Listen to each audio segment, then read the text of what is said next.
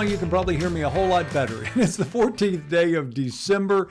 I'm Dan Gresham. Welcome into my house this morning. It's good to be in the house this morning. You know what I'm saying? It's cold out there. When I walked out this morning, it was like, oh, okay, it's cool. Then I walked beyond the wall. You know, I have a little nook in my house where I'm walking out. And as soon as I got around the edge of that and the wind hit, it was like, I don't have enough clothes on. I need to go back and get a heavier coat or a scarf or something. It felt like winter this morning. And of course, a lot of that has to do with the wind. Hope you had a great weekend. It was one of those that, of course, you probably didn't get out. You probably couldn't do a whole lot. But I'll be honest with you, I like those days. Every once in a while, I need a day that I don't feel, and I never feel obligated, but I always feel like I want to. You know what I'm saying? It's like you want to do all these things. You have projects that you want to get to. Sometimes it's nice to have those projects that aren't outside but are inside. Certainly, if you enjoy doing crafts, it was a great weekend for that. I painted a lot this weekend. I can tell you that. It's been a good time for that. We've got a busy morning in front of us, a lot of things going on, a lot of things that I want to talk about this morning. I want to talk a little bit about a dose of reality. And a couple of observations. And I hope that, we've talked about that, moving forward with the at-home updates. While we will do the headlines, this is not a newscast. Don't confuse it for one. This is Dan at home, not at studio, not in the newsroom, but just observations about things that are going on around us and maybe stories that you haven't seen and stories that maybe we should talk about. Okay, a couple of observations to start the morning. One, how do we get any information from evening newscast anymore? And God bless them. I know they're working under duress to some degree, but I watch and the stories are like a minute long. In 60 seconds, what are you really going to tell me in 60 seconds? I just, it's like I really want more depth, I guess is what I'm saying. And I'm just as guilty of that, on newscasts as well, because we don't have the time or we have certain constraints that are put on us. But if you want depth, that's on you as a consumer.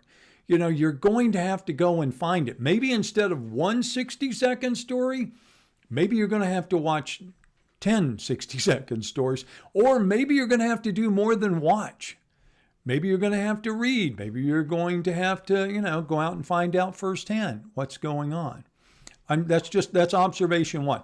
Observation two is sometimes I think that as consumers of information, we want everything wrapped up in a nice little bow and given to us. Like, here's the present. Here's what you need to know, and like spoon-fed. And no way that should be. I mean, you and I, we're grown adults. We're capable of thinking on our own. So do your research.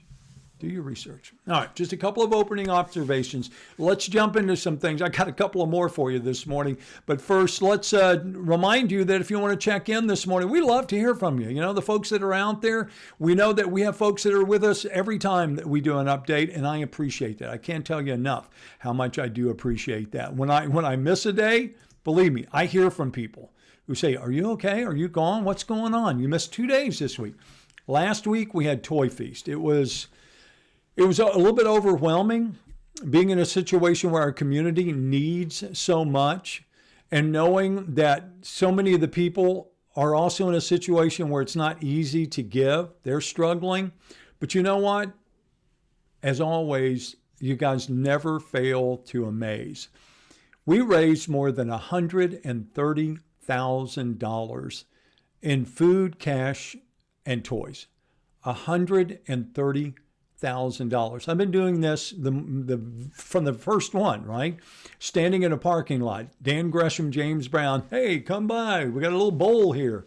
You can drop a donation off and we'll give it to so-and-so.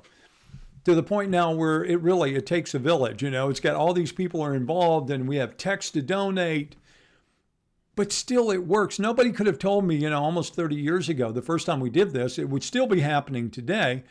Or that you could possibly raise more than $100,000 in the year of a pandemic. But we did it. You did it. And I just want to say thank you for, making that possible, that we can gift this to these nonprofits in Southeast Texas who are struggling mightily. And now maybe you know their cause as well. And if it's not money, maybe it's your time, which again, in one man's opinion, is more valuable than money. It's the only real currency in life is time. So maybe if you can't gift them with money, maybe you can give them some volunteer hours. I hope that's the case. All right, so let's jump in. Again, the reminder, if you're watching this morning, you want to tell us good morning or where you're at or what's going on, feel free to do so. Rachel did. So did Jeannie Foster. Good morning. Alicia says it's a little chilly out there for her this morning. Tammy says good morning. Carlene, good to see you this morning. Hope you had a good weekend. Hi, Elizabeth. Thank you. I'm going to try to have a good day. You're right. Debbie C. McDaniel, Carrie O'Shea, top of the day. I like that one. I always like the saying, top of the morning. But when you say that, people look at you like, does he think he's Irish or something? Marie, good morning to you.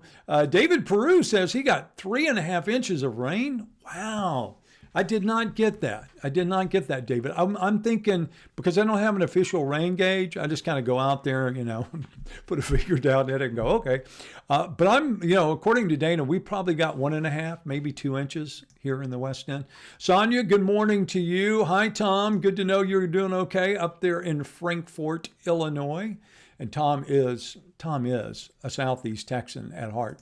Barbara Ann, good morning to you as well. Hi, Jennifer. Al, good to have you up with us this morning there in Groves. Hi, Shakara Walker. Barbara, good morning. Glad you're watching up there in Nacogdoches. How many people can spell Nacogdoches?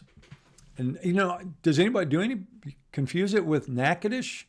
Only if you're looking at it, I think. Debbie Mathis, good morning to you. Barbara says, it's a bit cold this morning. She had to put the kids on the school bus. So we're glad you're up and going with us this morning. Remember, you can continue, weigh in, just like you do with any other Facebook post at the bottom of the screen. Tell us what's going on in your life, what you have an interest in, if there's a topic that you would like to have discussed, if there's somebody that you would like to have us talk to, because in the near future, we plan on starting to do some interviews when we have more time to be able to do that. All right, let's jump in. What's happening in the headlines this morning? We'll send you first to kfdm.com, your first stop on the internet for local news, and you'll find that obviously crime never sleeps, right? There's always something going on, right? There you go. Person shot outside of liquor store in Port Arthur. Gunman fled the scene. Car break-ins at the Hike and Bike. We've talked about this before. It is that time of the year that situational awareness is paramount. Be smart, people, when we're out. Let's be smart. Don't be, on your phone, your head buried in your phone, not paying attention to what's going on. Be aware. Look around you. Understand the situation you're in. Don't let somebody take advantage of you because you're an easy target. Easy targets are people that don't pay attention. Also, some great fundraisers going on. The annual Bikes and Bibles going on this weekend. Since the last time we talked, the Supreme Court rejected the Texas lawsuit to overturn Joe Biden's apparent victory. Today, the Electoral College is meeting. We'll see. That could be kind of the final nail if it were to end the possibilities, at least judicially. You would think so, but there are some that say that's not true. But we'll be watching today to see what happens. And of course, the big news of the day, the COVID vaccine, live updates is going out across the country, which is, I think it's appropriate, don't you, when they say it is the beginning of the end. But what I think you have to remember is it's the very beginning of the end. Read all of the stories, look at what they're saying, how many doses that they're talking about. When it says 2 million, if you're shocked and you're going, wow, that's a lot, 2 million. Remember, 2 million doses really equals 1 million because it takes 2 of them to vaccinate 1 person. And the reality is you're talking, and go look, you're talking about, for most people, you're talking about 4 to 6 months before the average person, if they want to take the vaccine, can even get the vaccine.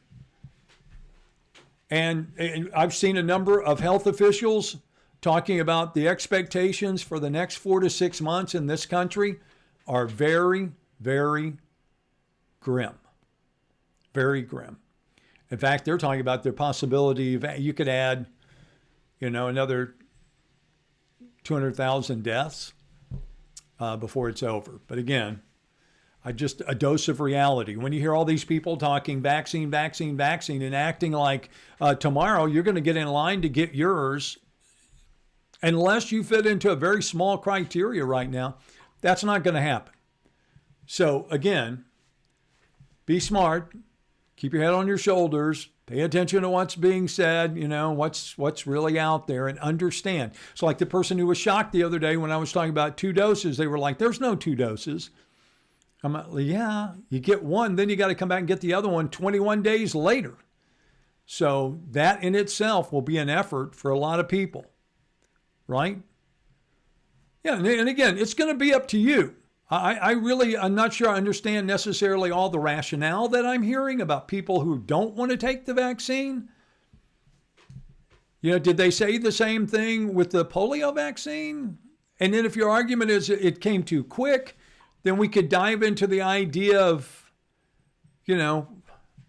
again, there are going to be all kinds of anti-vaccine material floating around, believe me. Read it if you want, take a look at it if you want, make your own decision. But again, don't expect that it's going to be something that's going to be offered next week to everybody, because that's just not going to be the case. Also, I know maybe you saw it when I popped it up there. Did you see this headline? Houston Chronicle. White House report urges Texas to shut down. December the 14th, that would be today. White House urges Texas to shut down. White House Corona Task Force increasingly suggesting that states, including Texas, begin shutting down again, saying in reports sent to state leaders this month they aren't doing enough to slow the worst surge in COVID cases that the country has seen. This surge, quote, most rapid increase in cases, widest spread of intense transmission with more than 2,000 counties, in COVID red zones, and the longest duration of rapid increase, now entering its 8th week that we've experienced. This was sent to Texas and other states last week. I think we better keep an eye on this one. I can't imagine it ever happening, but again, that's just a story. Houston Chronicle, there you see it. Also this morning, Texas Tribune reporting 9,000 people hospitalized in this state for COVID-19. And you can say to yourself, it's just a virus. It's a bad virus, but it's just a virus. Yes, it is. But it's a virus that could overwhelm our healthcare system. That's why we keep saying you've got to keep an eye on those numbers of hospitalization. If it gets to the point that it overwhelms the healthcare system, then it becomes a much more serious problem, because then what happens to everybody else? If you need it. What if you need an emergency healthcare and you go to the emergency room and there's, and not to mention overwhelming the people who work there. Okay, so we kind of laid out the day for you, talked about everything that's going on. I'm not going to spend all morning with you because you've got things to do and I've got things to do as well. We just try to get on again, throw out some stories that maybe you missed, talk about things that are happening in our community, offer a chance for people to be part of our community. Again, if you want to give us a thumbs up, a like this morning, certainly we will always appreciate that.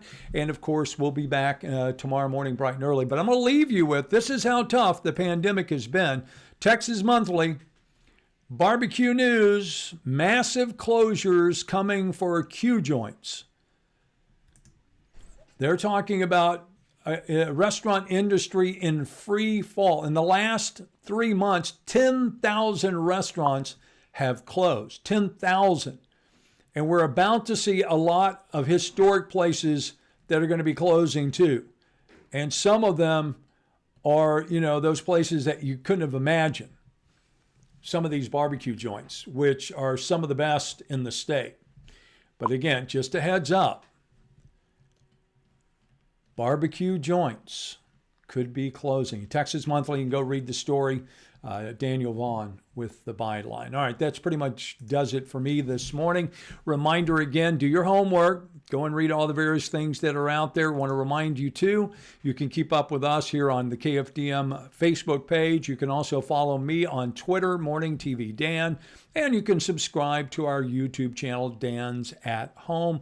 We try to update that every day when we do the updates. All right.